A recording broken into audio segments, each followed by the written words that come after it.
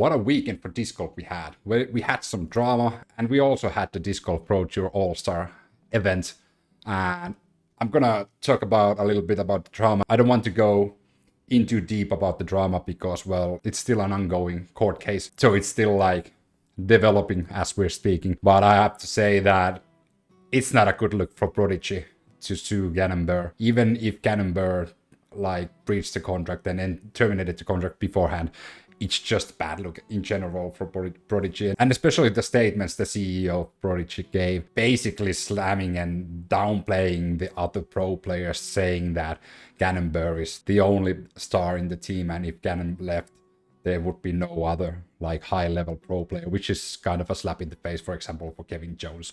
But that's all I'm going to talk about it. And if there's new updates, I'm of course going to talk about it. I want to talk about the All-Star event because I found it fascinating to watch it. Not because, well, it wasn't a Pro Tour like event. There's no points given in there. It was just like great fun to see just before the Pro Tour starts. And I have to say that I was one of you who were skeptical about Simon switching to MVP just before the start of the season. Like how he will do, how it will adapt to new discs, how long will it take to Simon get to like the current level he had before the switch from Discmania to MVP. And after seeing him perform in the All-Star, I can with the honest heart say that all of my doubts have gone away. I think Simon did better than anyone probably expected. Well, he's Simon, so he's a professional and he's been doing this for a long time. So I should have known, and probably you should have also known, that he would adapt really quickly. His driving was on point,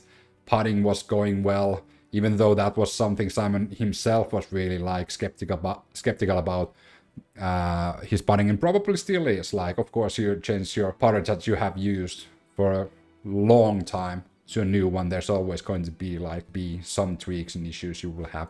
But like Simon did well in the distance competition. Simon and James won the doubles, and Simon also got the best score in the singles. I'm looking really forward to seeing Simon perform at the tour. I might even go as far to say that I'm gonna put my expectations for Simon really, really high, like in the top 2 players of the season. Of course, we can't dismiss Paul McBeth and Ricky Wysocki, who are just like the top tier players. But yeah, that's basically all I want to talk about the All-Star happening, because, well, it was just tongue-in-cheek event, so people weren't like battling against each other, like grinning and sweating.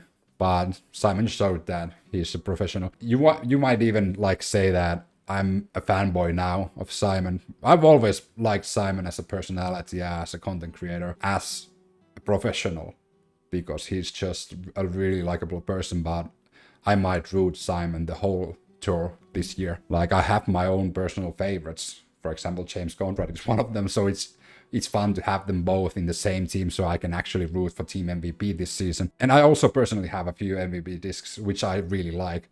None of what James or Simon is using, but maybe I should try some of those also. And to wrap things up, Las Vegas is happening on the 23rd of February, and the season officially starts there. Remember to subscribe, hit the like button, comment down below what you thought about Simon's playing, and also, like, will Simon be battling for the overall championship later in the year 2023?